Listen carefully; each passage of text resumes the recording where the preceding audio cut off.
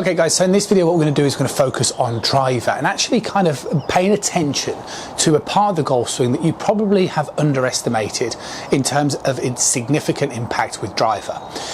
First of all, when it comes to this club, there's one thing that we really do need to understand, and it would be kind of known as swing plane. So if I was setting up, going to hit my golf ball down in that sort of direction, if I drew a line through the heel of the club up through roughly my elbow line, this is known as our swing plane. Now, as the golf clubs get longer, we're obviously forced to stand further away from it. So therefore we need to swing the club on a shallower, or if you like, sort of flatter swing plane. Now the problem for most amateur golfers is that doesn't happen. Particularly in the downswing, the club tends to kind of travel above that line and therefore it gets delivered more vertically. The problem is when you're delivering the club more vertically, you're kind of standing the club up. So the likelihood is that the club face will have more of a temptation to kind of open. Plus, the chance of you finding the centre of the club face diminishes as well. You know, we're trying to get a nice, solid contact at the centre of the face every time. To be able to do that, we need to be able to control how the handle of the club is delivered. And the feeling that you really want to be playing around with is trying to get the handle lower. So this is a combination of a few things, which is what I want to run through. So in your posture, the first thing that you want to make sure you're doing is still having a good bend over the golf ball, okay? So again, a lot of people tend to stand a little bit too upright like so.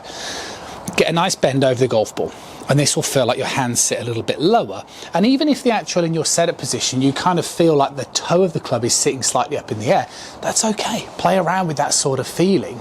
As long as you feel like you've got enough space from the golf ball itself, a good hand can pass comfortably through the butt end of the club between there and where your trouser is absolutely fine in terms of that setup position. So the first thing that we're looking for is a good setup position where the hands are sitting nice and low. Now, when it comes to swing itself, the sort of narrative that you need to get away from is, I would say, turn in the backswing and try and hit it from the inside, okay?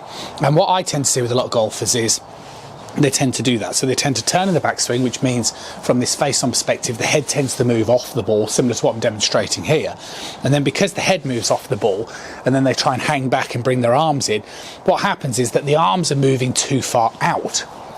Okay, so if my arm direction is moving too far out, what will happen is if I hold the club here, see, the further out my arms go, see what happens to the club face? It opens. So not only are you kind of opening with the face and more vertical, this is why you really struggle with the driver. If I get my hands and arms much closer to me, can you see what happens? The club face starts to look a lot more closed. So that's kind of what we're after, okay? You imagine as a sort of a bit of a picture, you know, analogy type thing. If our driver becomes like an axe, okay, so the front part of it is an axe, and I've got my tree stump just to the left of the golf ball here. I'll tell you what, just to help us visualize this, let's use a bucket, okay?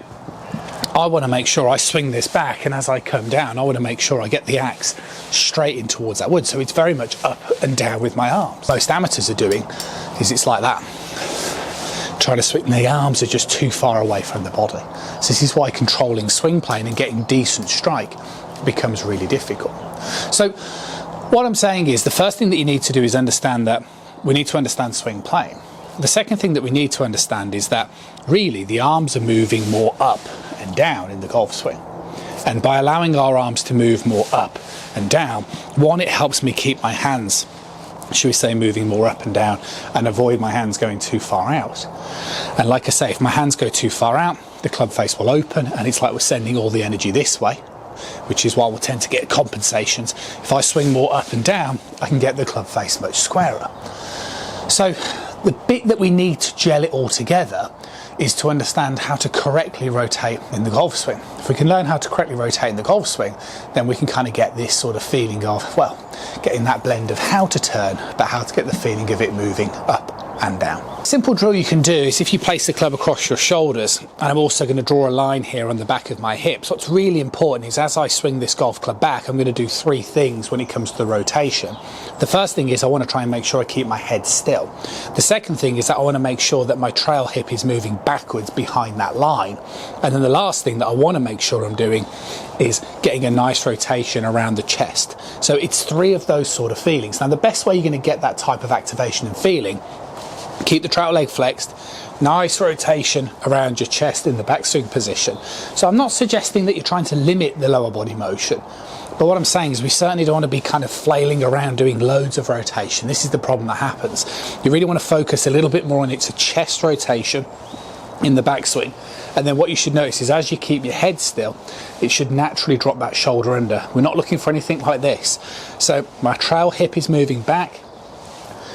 As I trigger a nice rotation around the chest, keeping my head still, what this does is this stops any excessive moving around, any unnecessary movement. But what it's doing is it's also creating this space to the side of my body. So I can get this feeling of keeping my arms connected to my body because I'm moving my chest around with it. So it's not like I'm doing kind of like this, which is again a typical amateur problem. I am rotating my chest alongside with the club. I'm keeping that hip depth, and that's going to create the space. So now if I can get into a backswing position where I've got good hip depth, my head has stayed still, and I've got a nice rotation around the chest in the backswing, then all I need to do from here is just let my arms sort of fall down in towards this downswing position, going back to our sort of chopping the piece of wood, and that's going to give me the best chance of getting that club face square each and every time.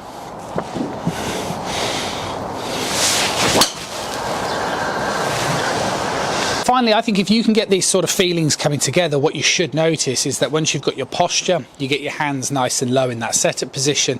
In the takeaway, because you're sort of turning back correctly, you should feel like, okay, my hands are sort of staying low as I'm taking that club back, similar to what I'm demonstrating here, keeping that club on plane. And as long as I get a good rotation in the backswing, then I should have loads of space, again, so I can bring these arms down nice and low towards my body. And what that's doing is that is controlling our swing plane. And by controlling the swing plane is basically helping us control the club face. So avoiding anything like this and then like this is obviously going to lend itself to inconsistency. Having that ability to understand how to control that club shaft by just controlling our body rotation makes hitting driver so much easier. Key message behind this video is really just understanding swing plane and how trying to get this feeling of maintaining this shallowing plane while still getting the feeling of swinging my arms up and down is going to help you get that club face square more often than not, and therefore make driver so much easier to use. See you soon.